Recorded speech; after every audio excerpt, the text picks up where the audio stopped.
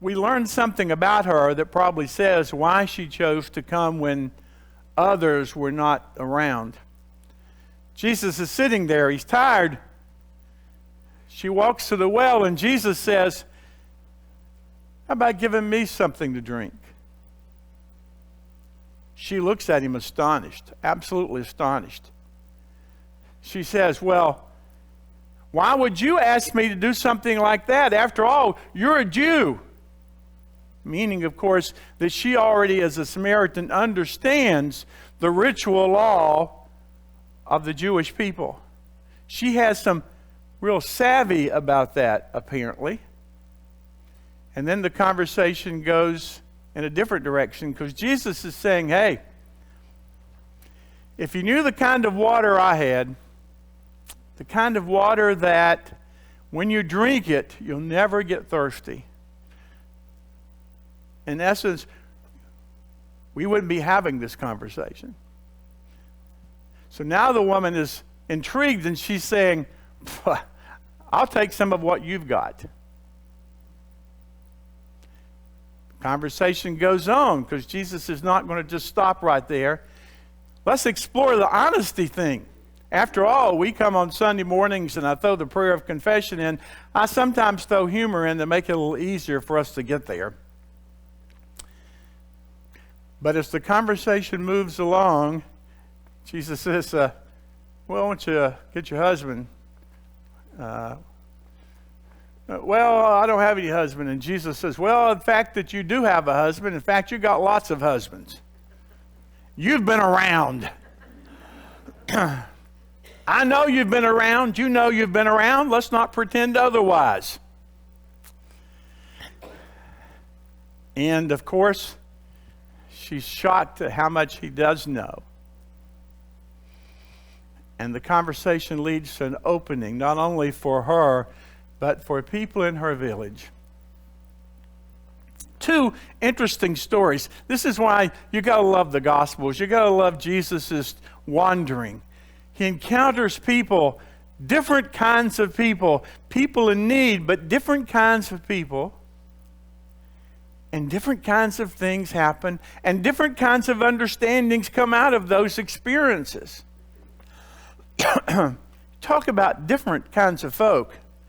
Gender, ethnicity, certainly social status, formal education, moral standing in the community.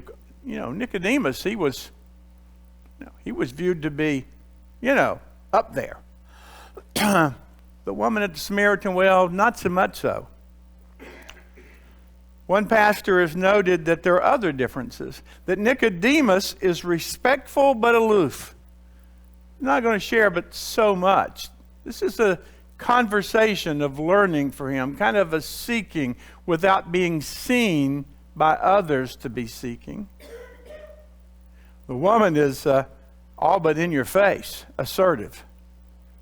"What are you asking me water for? You're a Jew. Why would you ask me for water?" Nicodemus appears, as the story goes on, a little clueless. And she shows a kind of a theological street savvy, if you will. Man, different people. As John writes the stories, however, each needs to kind of re-examine his or her assumptions about God, but not only about God, but where it is that God dwells, how it is that worship takes place. What does it mean to be born from above? I know some of you are used to the conversation born again, and so if you get hijacked on a sidewalk somewhere and somebody's sticking a tract in your hand, they're likely to say, "Have you been born again?" Bad translation. Born from above, meaning of God. What does that mean anyway? Some people you've met are absolutely sure they know what it means. My grandfather used to preach that if you didn't know when and where you were saved in the moment it took place, then you were on your way to you know where. That's what my grandfather preached. I had to sit through enough of his revivals because he drugged me along and other grandkids to sing to where I had to sit through that sermon God knows how many times. Gives me sympathy for my wife. Just let that lay there a minute.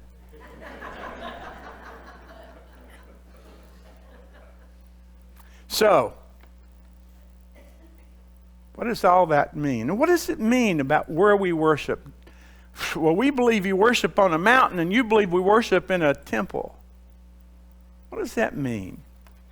Interesting kinds of questions to be raised in these two stories. We all are bound in some ways by our cultural and theological assumptions and roots, aren't we? We're prisoners somewhat, if we're honest about some of that stuff. Some of us got some of those moralisms and even some of that bad theology growing up from people who cared about us because they were passing along their assumptions and cultural kinds of identifications that they never bothered to examine along the way. In childhood, I remember some of those most clearly, and they became more forceful as I grew up. As a child, I remember the ones the ones that just kind of got all over me, like when you're joyful and you're going from Sunday school and you want to get quickly over to the worship space because you want to make sure that there's still spaces left on the back pew. And you're a child and you want to get there and you're hoping if you get to the back pew, your parents won't see you back there and they won't see what you do during service. And you're coming through the church at a pretty good speed, just a little less than you would find at the Daytona 500, but you're getting it. And suddenly you hear somebody calls out, "Don't you run in God's house." And you slow to a crawl. When you turn the corner, then you're back toward that back pew. I got that. God must live in this space, this building. And that building was big. It wasn't particularly grand or beautiful, but it was big. I remember that assumption. Oh, and stuff I've learned through the years. You know, the strangest thing that church people tell you that you didn't know growing up. Well, you can't eat in God's house. That's why we've built the social hall over there in the parking lot, because you just can't eat in God's house. I thought that was interesting because some of the most holy moments in the scripture when Jesus are gathered with the disciples somewhere, anywhere, sitting around the table, breaking bread together. Oh, this will be strange to most of you here. Probably no one here knows this, but God don't want no hymnals with shaped notes in them. If we don't buy hymnals with shaped notes in them, I'm leaving this church. You can talk with me about that later. Oh, we're getting too uppity here. God doesn't want us to have choir robes. That's a kind of uppity thing. We're getting above our station.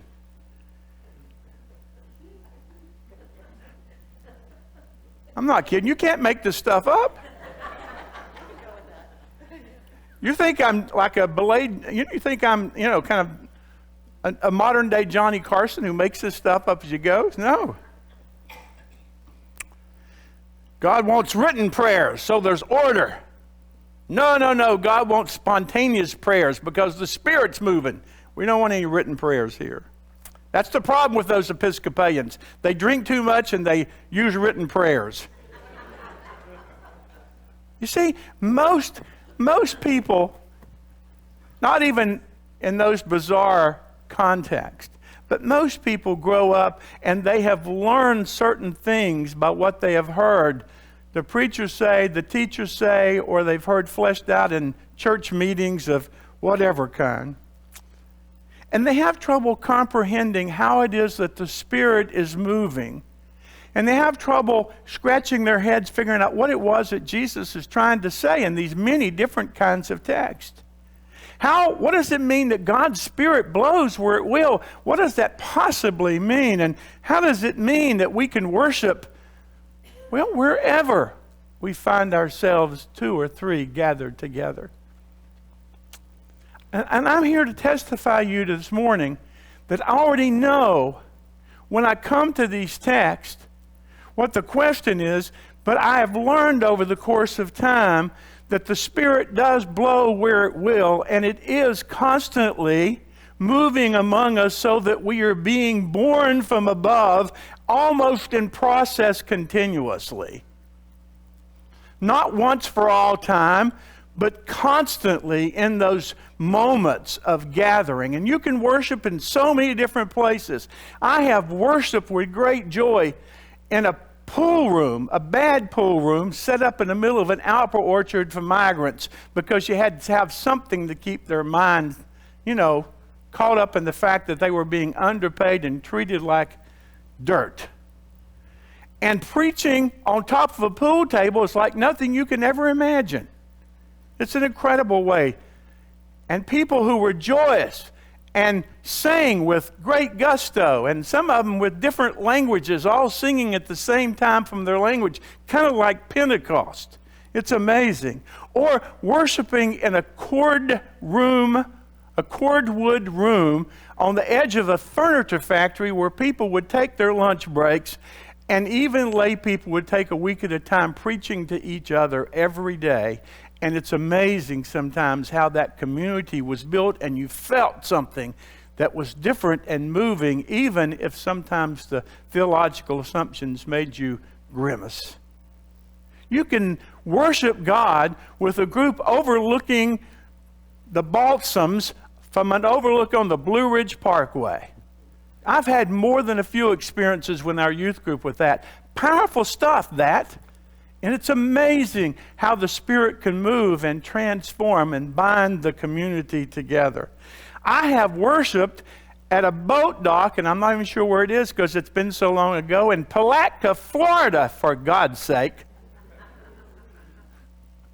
It was the week of Thanksgiving, and the college sent a bunch of people to Palatka, and I didn't even know where it was, how to spell it.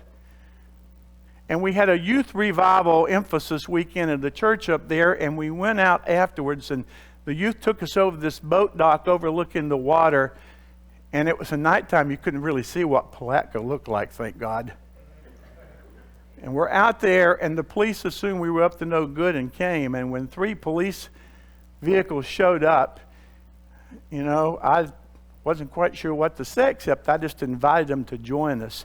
And as we prayed together, I still remember that one of the officers holding my hand began crying, and I thought, I must not have taken my shower this morning. God was present in that moment. Isn't it amazing how that happens? You can worship in an old gay bar in downtown Asheville, where a United Methodist minister with Florida roots left the Methodist and went over there and started a church where mostly people worshiped in jazz, and they prayed prayers sometimes in the Cherokee language and burned sweetgrass. And it's the most fascinating place that I've ever been to have a worship service. You can worship in a cathedral. My oldest daughter and I were tired, and we sought refuge the night before Palm Sunday in St. Patty's Cathedral, where the Saturday evening Palm Sunday worship service was taking place. And even with the long readings, it was powerful as we sat and listened to the story of the Passion. You see what I'm saying? God's Spirit blows where it will. I need to move forward. I'm taking too long. Sorry. These 2 people were as different as you can imagine. They're like many of us. They had a religious system and belief that they practiced, and it was kind of, rigid in spite of their differences. They had it worked out, and it worked for them, except Nicodemus realized in particular that something was not quite right. They are adults in every sense of the word, grown adults with histories, each one. And yet Jesus suggests that spiritually, each one perhaps was still in utero. They still needed birthing to take place in their lives. They, maybe I should say we, require ultimately an openness to the gift from that deeper reality when the wind blows and shifts and we discover something we've never quite imagined or seen before. Something that can only be received by gratitude, not shaped by a set of doctrine or beliefs.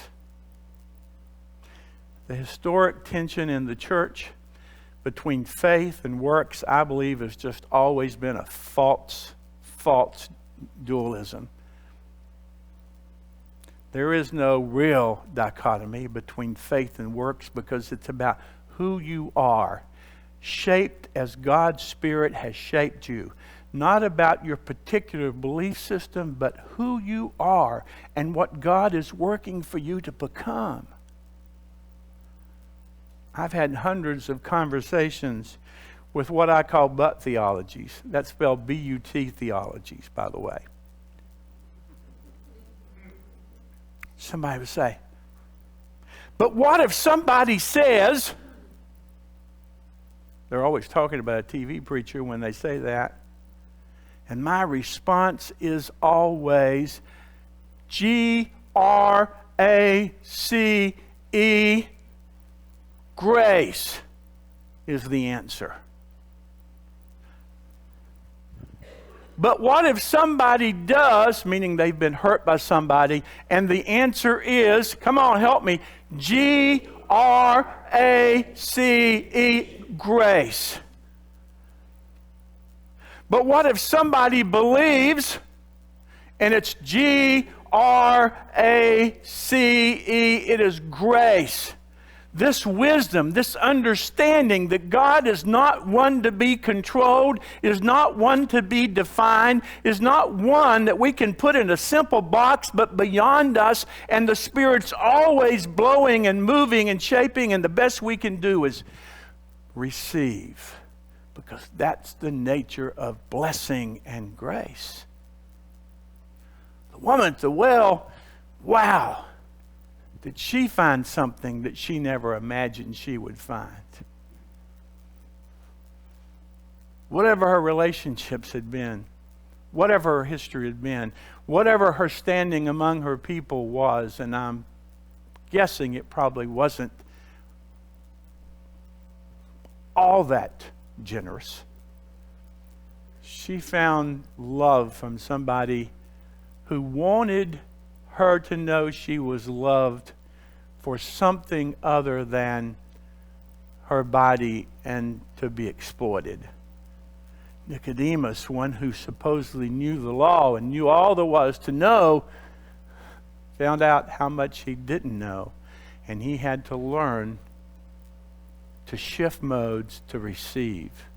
That's who we are. Not better than each other, but different than each other. Not up, above one another, or below one another, but different than one another. Because the grace of God is always about us being born anew, born from above. Process, love, grace. So when I look at you, I see not people who like or dislike, not people who believe or disbelieve as I do, but simply people who are made in the image of God through whom the Spirit is working. That's who you are. Thanks be to God.